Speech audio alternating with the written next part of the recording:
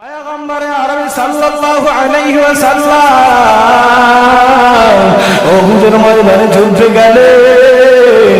ওই যুদ্ধে পয়গম্বরকে কি করলো? কাফেররা আঘাত করলো। আঘাত করার পর এই যে মাথার উপর যে একটা হেলমেট পরে, হেলমেট লোহার হেলমেটটা ভেঙে পয়গম্বরের মাথার ভিতরে ঢুকে যায়। এই দৃশ্য হযরত আবু বকর সিদ্দিক রাদিয়াল্লাহু তাআলা আনহু দেখা মাত্র দৌড়িয়ে আসলেন। দৌড়িয়ে আসে পর আবু উবাইদা ডাক দিয়ে বলে, এ পয়গম্বরের সাহাবী,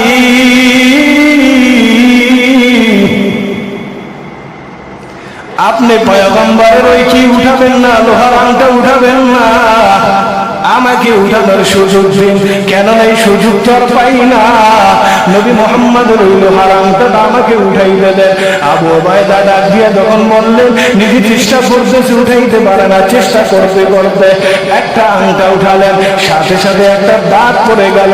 পড়ে যাওয়ার পর আর একটা আংটা পয়গম্বরের ভিতরে আছে। এই মাথার ভিতরে যখন আরেকটা আংটা আছে, আবু উবাইদা আবার ডাক দিলেন। আবার চেষ্টা করতে করতে করতে আবু উবাইদা আবার দ্বিতীয় আংটাটা উঠাইয়া দিলেন। দ্বিতীয় আংটাটা উঠাইয়া নেওয়ার পর আমার পয়গম্বরের চেহারা মুবারক রক্ত বিবর্ণ হয়ে গেল, রক্ত মুবারকে ভরে গেল। আমার পয়গম্বরের শরীর মুবারক রক্তে ভরে যাইতেছে। পয়গম্বরের অবস্থা এমন হয়ে যায়। আবু উবাইদা যখন এই কাজটা করলেন, দোনোটা যখন কয়রা উঠালেন, উঠানোর পর আমার পয়গম্বর সাহেব মুহাম্মদুর রাসূলুল্লাহ এই রক্তগুলো যখন দেখলেন,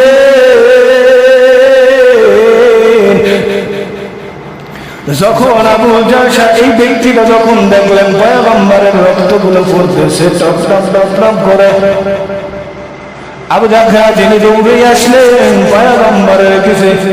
আসার পর নিজের রক্তগুলো তারপর নিজে জিহ্বা দিয়ে চেটে চেটে চেটে চেটে নিজে পান করে খেয়ে ফেললেন। পয়গম্বর সাল্লাল্লাহু আলাইহি ওয়াসাল্লামের চেহারা মুবারককে সুন্দর মতো রক্ত মুবারক চেটে খেয়ে তারপর পরিষ্কার করে দিলেন। তারপর রক্তকে জমিনে পড়তে দেয় না। কেননা যেই জমিনে পয়গম্বরের রক্ত পড়বে রে, ওই জমিনে কোনো ফসল হবে না। কেননা নবীর এই রক্তের এত দাম, এত দাম। মুসলমান ইমানদার আল্লাহর গোলাম দেখো পয়গম্বরের জন্য সাহাবায়ে কেরাম কেমন পাগল ছিল। তালহা রাদিয়াল্লাহু তাআলা আনহু এই যুদ্ধের ময়দানে এমন অবস্থা হয়েছে, আমার পয়গম্বরের দিকে কাফেররা তীর নিক্ষেপ করতেছে। যখন তীরগুলো পয়গম্বরের দিকে নিক্ষেপ করে, পয়গম্বর সাল্লাল্লাহু আলাইহি ওয়াসাল্লামের সামনে তালহা রাদিয়াল্লাহু তাআলা আনহু এসে পয়গম্বরের সামনে দাঁড়াইয়া যায়। দাঁড়ানোর পর আমার পয়গম্বর তার দিকে যে নিজে পিঠ করে দাঁড়াবে, না না না, এটাও দাঁড়ায় নাই। নিজে পয়গম্বরের বুকের দিকে নিজের বুকটাকে দিয়ে দিলেন। কেননা পয়গম্বরের সাথে বেয়াদবি হবে, বেয়াদবি। এটা মনে করলে ওই সময় যদি নিজে কি করতো, নিজের যদি পিঠটা দিয়ে দিত তাতে কোনো সমস্যা নাই। তারপর নিজে পয়গম্বরকে এত সম্মান করে, এত ইজ্জত করে, এত তাজিম করে, দেখো এই সাহাবীর অবস্থা এমন হয়ে গেল। আবু তালহা রাদিয়াল্লাহু তাআলা আনহুর অবস্থা এমন হয়ে গেল। এই তালহা রাদিয়াল্লাহু তাআলা আনহুর পিঠের উপরে কতটি কি পরিমাণ যে তীর নিক্ষেপ করেছে, 70টার মতো তীর নিক্ষেপ করছে এই ব্যক্তির পিঠে। কয়টা? একটা আর দুইটা, কয়টা? 70টার মতো তীর নিক্ষেপ করছে কাফেররা। কিন্তু তারপর আমার পয়গম্বরের সামনে দিয়ে কি হয় না, সরে নাই। আর আপনাকে আমাকে যদি একটা আঘাত করা হয়, ওখানে আর থাকি না। বড় আফসোস, বড় আফসোস। সাহাবায়ে কেরাম নবীর জন্য এত পাগল ছিল, এত পাগল, যেটা কল্পনা করার মতো না। নিজের জীবনের থেকে বেশি ভালোবাসে, মনে করেন কি? আর আপনি আমার মাকে যদি কেউ গালি দেয়, আপনি আমি যেখানে বসেই থাকতে পারবো না, সাথে সাথে কি করবো? প্রতিবাদ করব, তাই না? কিন্তু নবীকে গালি দিলে কারো কোনো প্রতিবাদ নেই। কিন্তু সাহাবায়ে কেরাম কেমন ছিলেন, তাদের জিন্দেগি কেমন ছিল, তাকাইয়া দেখেন। পয়গম্বর আরবি সাল্লাল্লাহু আলাইহি ওয়াসাল্লামকে সাহাবায়ে কেরাম এত ভালোবাসতেন, নবী মুহাম্মদুর রাসূলুল্লাহ সাল্লাল্লাহু আলাইহি ওয়াসাল্লাম যখন উহুদের ময়দানে যুদ্ধ করতেছে,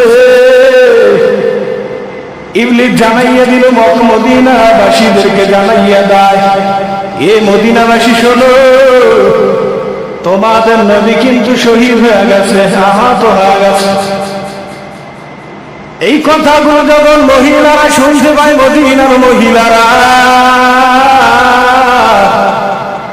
একজন মহিলাও ঘরের ভিতরে নাই, একজন মহিলাও ঘরের ভিতরে নাই, সবাই দৌড়। কোথায় দৌড়? উহুদের যুদ্ধের ময়দানের দিকে দৌড়ায়। কেন? নবী মুহাম্মদ আঘাত হয়ে যাবে, নবী মুহাম্মদ দুনিয়া থেকে বিদায় নেবে, আর আমরা এখানে বসে বসে বসে বসে নিজের শরীর বাঁধবো। তা হয় না, তা হয় না। নবীর প্রেমে সমস্ত মহিলারা দৌড়ায়। একজন মহিলা, মদিনার একজন আনসারী মহিলা, এই মহিলা যখন মদিনা থেকে দৌড়াইতেছে, উহুদের ময়দানে দৌড়ায়। এই মহিলা উহুদের ময়দানে যাওয়ার পর যাইতেছে একজন ব্যক্তির সাথে দেখা হয়। এ ভাই, বড় নবী মুহাম্মাদের অবস্থাটা কেমন? নবী মুহাম্মাদের অবস্থা কেমন? আমার নবী কেমন আছে বলো? এই মহিলাকে বলা হয় নবী মুহাম্মদুর রাসূলুল্লাহর কথা আগে বলে না, বলো তোমার পিতা শহীদ হয়ে গেছে, তোমার পিতা উহুদের ময়দানে শহীদ হয়ে গেছে। বলে ইন্না লিল্লাহ। আবার বলো আমার নবী কেমন আছে? আবার এরকম বলে সামনে রওনা দেয়। আর এক ভাইকে জিজ্ঞেস করো, ভাই বলো আমার নবী কেমন আছে? বলে তোমার তো ছেলে শহীদ হয়ে গেছে। বলে ইন্না লিল্লাহ বলে আবার রওনা দেয়। আর একজনকে জিজ্ঞাসা করে, ভাই বলো আমার নবী কেমন আছে?